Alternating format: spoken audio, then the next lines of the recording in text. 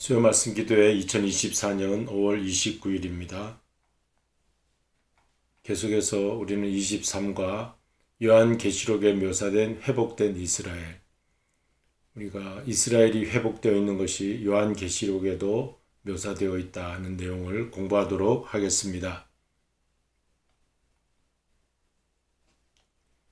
우리가 계속 공부하고 있죠. 이스라엘이 여호와 하나님으로부터 버림받지 않고 그들의 부르심이 끝나지 않았다. 그것을 증명하게 되면 반유대주의와 대체신학이 설 자리가 없어진다 하는 것입니다. 그래서 오늘날 이스라엘이 회복되어 있는 것이 요한계시록에도 묘사되어 있다 하는 것으로 살펴보겠습니다. 그동안 우리가 지난주, 지지난주에는 예수님으로부터 그리고 신약 성서 바울 서신에서 이스라엘에 대한 중요성을 우리가 살펴봤고요. 오늘은 신약 성경의 마지막 책인 요한계시록에도 이스라엘이 회복되어 있는 내용에 대해서 묘사되어 있는 것을 말합니다. 먼저 사도 요한이 요한계시록을 기록할 때 연대가 주후 90년 100년경이라고 합니다. 그러니까 역사적으로 이스라엘이 로마 군대에 의해서 예루살렘이 함락되고 멸망한 연대가 주후 70년입니다. 그러니까 이스라엘이 사라졌어요. 70년도에 다 디아스포라로 흩어져 버리고 포로로 잡혀가고 이제 이스라엘이 국가의 모습을 잃게 되었습니다. 그런데 사도 요한은 그 이후 20년이 지난 90년경 요 사이에 반모섬에서 그 요한계시록을 기록하게 되죠. 영어로 우리가 이스라엘 함락을 우리가 표현하면은 The Fall of Jerusalem in AD 1770 by Titus. 티토스 장군에 의해서 70년에 예루살렘이 함락되었다, 멸망했다. 이제 역사책에는 이렇게 기록이 되어 있어요. 그러니까 사도 요한이 반모섬에 끌려간 것은 90년 이후인데 그곳에서 이스라엘에 대한 미래의 환상을 보았습니다. 요한계시록에 사도 요한이 받은 계시가 기록되어 있는데 살펴보면 계시록 5장 5절 말씀입니다. 같이 읽습니다. 장로 중에 한 사람이 내게 말하되 울지 말라. 유대 지파의 사자 다윗의 뿌리가 이겼으니 그 두루마리와 그 7인을 떼시리라 하더라. 유대 지파의 사자 다윗의 뿌리는 곧 메시아 예수 그리스도를 말하죠. 사도 요한이 이 하나님의 계시의 말씀을 들을 때는 이 90에서 100년경 이 사이라고 했습니다. 그렇다면 지금은 유대 지파가 다 이제 허물어지고 사라진 이후 20년이 지나서 이러한 말씀이 기록되고 있습니다. 그러므로 요한계시록에 기록된 이 내용은 분명히 하나님께서 유대지파 이스라엘에 대한 관심을 가지고 절대 포기하지 아니하셨다. 유대지파가 사라지는 것을 하나님은 원치 아니하신다 하는 것을 우리가 알 수가 있는 것이죠. 예, 그렇습니다. 요한계시록 22장에도 나 예수는 교회들을 위하여 내 사자를 보내어 이것들을 너희에게 증언하게 하였노라. 나는 다윗의 뿌리요 자손이니 곧 광명한 새벽별이라 하시더라. 그러니까 다윗의 자손, 이게 이스라엘을 의미하잖아요. 그러니까 예수님이 다윗의 뿌리 다윗의 자손이기 때문에 예수님 자신이 그 이스라엘 그 유대 지파 이러한 것들이 다 이어져 있다. 이런 것을 우리가 알 수가 있습니다. 요한계시록에도 이스라엘이 멸망해서 없어졌다라고 하지 않고 아직도 회복되어 하나님의 관심 속에 남아있다. 구속사를 이끌어간다. 뭐 이런 내용이 되겠습니다. 자, 또 해설을 보면 창세기에서 요한계시록까지 일관되는 줄거리는 바로 이스라엘 이야기를 중심으로 한 예수 그리스도의 구속사역의 완성이다. 성경의 줄거리는 이스라엘 중심으로 한 예수 그리스도의 구속사역 완성이다 하는 것입니다. 주님은 다윗의 왕위를 가지신 이스라엘의 왕으로 그리고 세계 열방의 심판주로 오신다는 거예요. 그러니까 우리가 이스라엘이 국가적으로 사라졌다, 없어졌다, 반유대주의가 일어나서 이스라엘을 없애야 된다, 이런 것은 하나님의 구속사역 완성을 방해하는 일이죠. 하나님의 구속사역은 이스라엘을 중심으로 이렇게 이루어가기 때문에, 세계 열방을 중심으로 이루어가기 때문에 우리가 이스라엘이 살아나는 것을 보므로 여호와 하나님이 하나님이신 것을 우리가 알리라 하는 것이 에스겔서 말씀이에요. 그래서 우리 이런 내용을 봐서라도 이스라엘이 사라지는 것은 역사에서 있을 수 없는 일이구나, 하나님의 구속의 완성을 향해서 가는구나 하는 것을 알게 됩니다. 자, 두 번째, 요한계시록에는 각 지파에서 불러낸 입맞은 하나님의 종들에 대한 묘사가 있어요. 그러니까 하나님의 인을 맞은 하나님의 종들이 각 지파에서 나온다는 거예요. 그건 누굽니까? 이스라엘 지파죠. 이스라엘 12지파. 계시록 7장에 이스라엘 각 지파 12지파가 있지 않습니까? 거기에 이제 불러낸 14만 4천 명. 그래서 12지파에서 또 12를 곱하여서 144가 됩니다. 거기에 1000을 이제 완전수 1000이 되겠죠. 12지파에 12지파 거기에 1000을 곱하면 14만 4천이 되는 거예요. 이 14만 4천이라는 숫자는 다른 데서 온 것이 아니라 12지파에서 온 겁니다. 12지파가 또 배수가 되어 12지파 곱하였을 때, 그리고 1000이라고 하는 수많은 숫자의 의미로서 1000을 곱했을 때 14만 4천이 되는 거죠. 요한계시록 7장 3절 4절 읽겠습니다. 내가 인침받은 자의 수를 들으니, 자, 하나님께서 마지막 때 하나님의 인을 쳐줘요. 이스라엘 12지파에게. 그 수가 들어보니 이스라엘 자손의 각 지파 중에서 인침받은 자 14만 4천 명이더라. 그렇게 나왔어요. 그래서 이제 14만 4천이라는 그 숫자가 어디서 나왔냐면은 이스라엘의 12지파에서 나왔다 하는 것을 우리가 알 수가 있습니다. 여기서 14만 4천 명은 이스라엘 각 지파에서 나온 사람들의 숫자이다. 사도 요한은 먼 미래에 존재할 회복된 이스라엘의 모습을 본 것이다 하는 것입니다. 마지막 주님 오시기 재림 직전에 지금 유대인들, 이스라엘 사람들이 다 유대교인이죠. 유대교인. 그 이스라엘 사람들이 14만 4천 명이나 수많은 사람을 의미합니다. 14만 4천은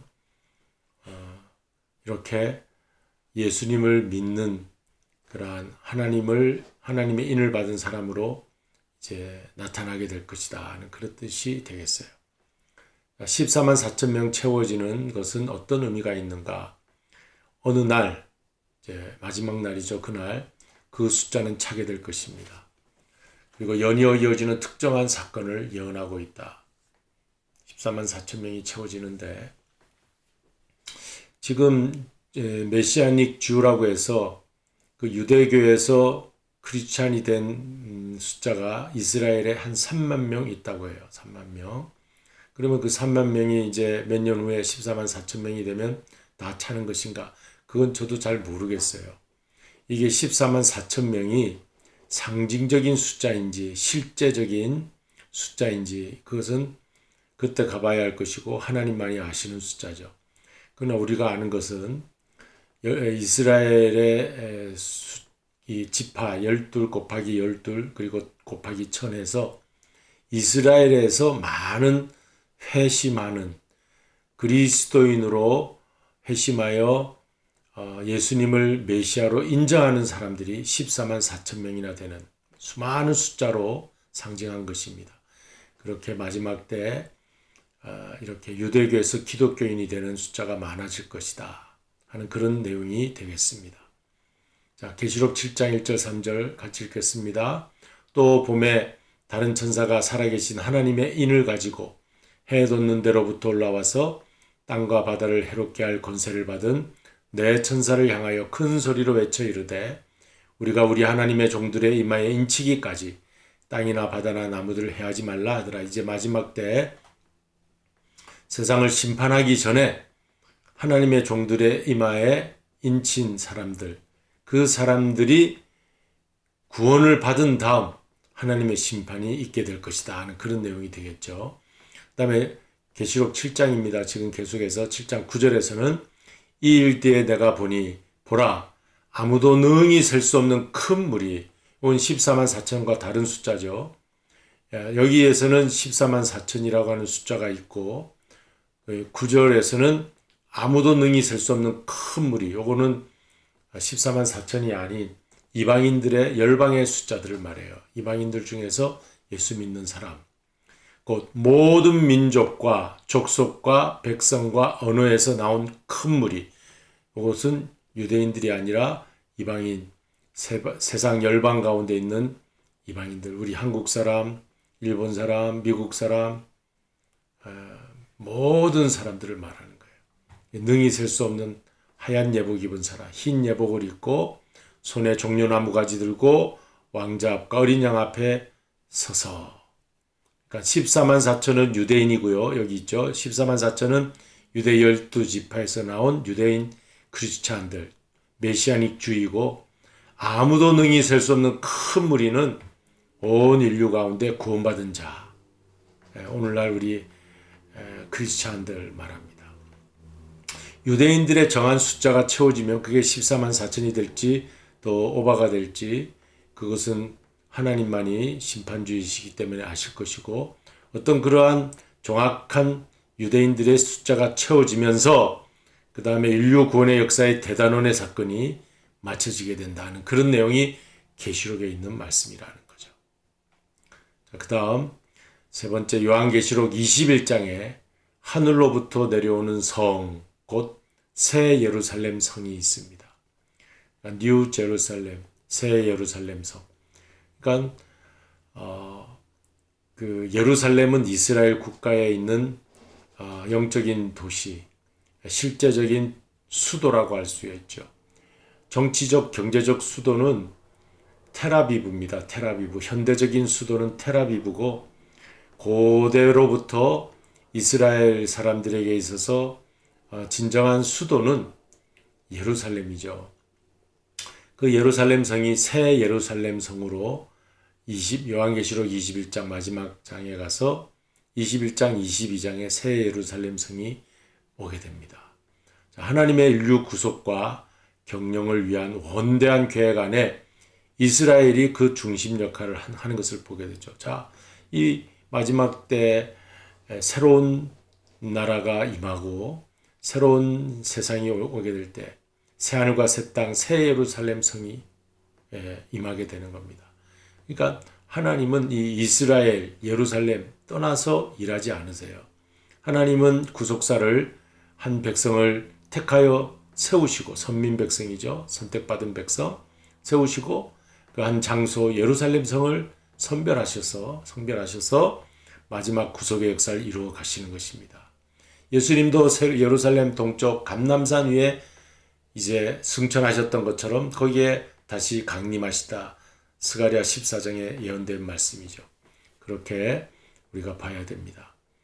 중심 역할을 이스라엘이 하고 있는 거예요. 끝까지 세상 마지막 날까지 이스라엘이 중심 역할을 하고 있습니다. 지금도 이스라엘과 하마스, 배후의 이란, 이렇게 전쟁을 일으키고 싸우고 있는 이 모든 것이 구속사의 마지막을 단추를 맞추고 있는 거예요.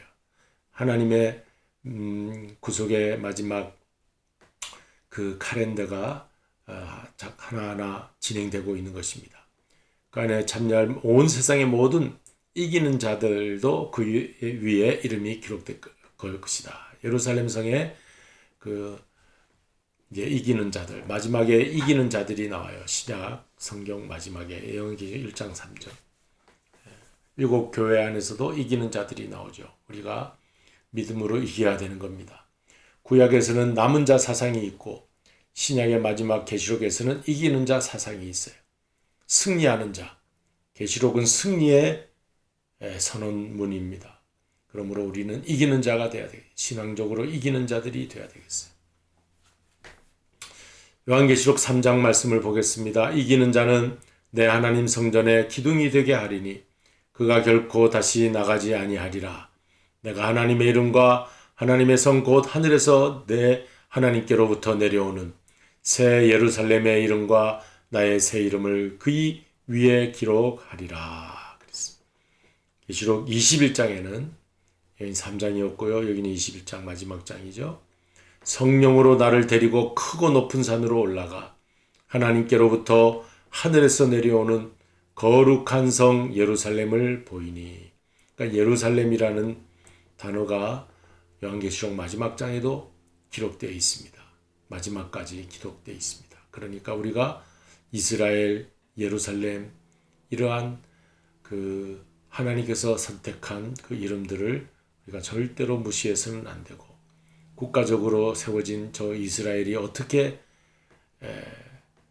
이제 나아가는가를 볼 때 여호와 하나님이 살아계심을 우리는 알게 될 것입니다.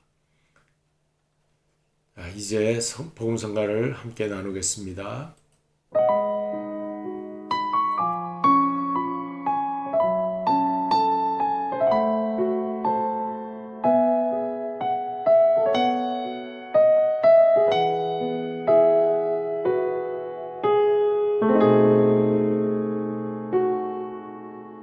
이 세상을 살아가는 동안에 나의 힘을 의지할 수 없으니 기도하고 낙심하지 말 것은 주께서 참 소망이 되심이라. 주의 길을 걸어가는 동안에 세상의 것 의지할 수 없으니 감사하고 낙심하지 말 것은 주께서 참 기쁨이 되심이라.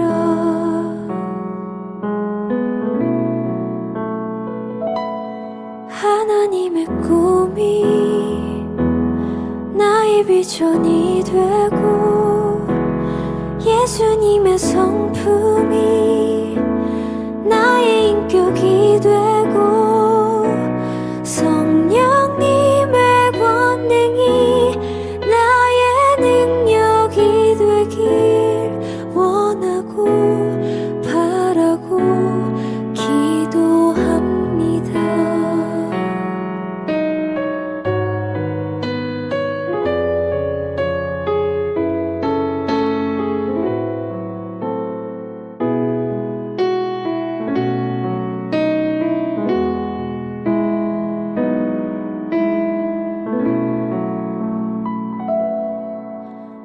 이 세상을 살아가는 동안에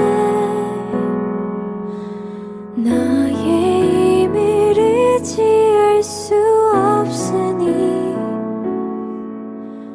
기도하고 낙심하지 말 것은 주께서 참 소망이 되심이라. 주의 길을 걸어가는 동안에 세상의 것 의지할 수 없으니 감사하고 낙심하지 말 것은 주께서 참 기쁨이 되심이라. 하나님의 꿈이 나의 비전이 되고 예수님의 성품이 나의 인격이 되고 성령님의 권능이 나의 능력이 되길 원하고 바라고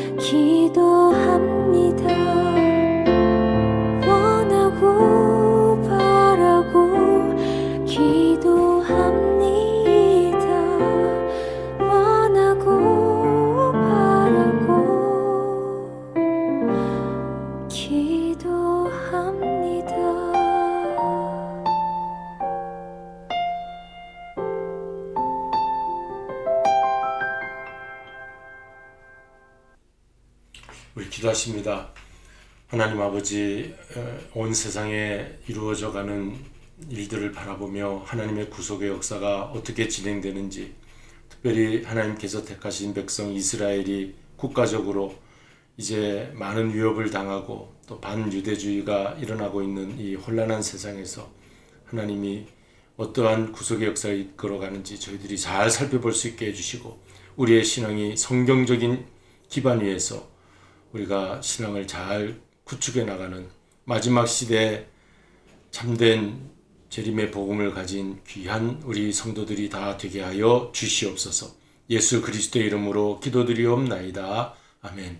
하늘에 계신 우리 아버지여, 이름이 거룩히 여김을 받으시오며 나라의 임하옵시며 뜻이 하늘에서 이룬 것 같이 땅에서도 이루어지이다. 오늘날 우리에게 일용할 양식을 주옵시고, 우리가 우리에게 죄 지은 자를 사하여 준 것 같이 우리 죄를 사하여 주옵시고, 우리를 시험에 들게 하지 마옵시며 다만 악에서 구하옵소서. 대개 나라와 권세와 영광이 아버지께 영원히 있사옵나이다. 아멘.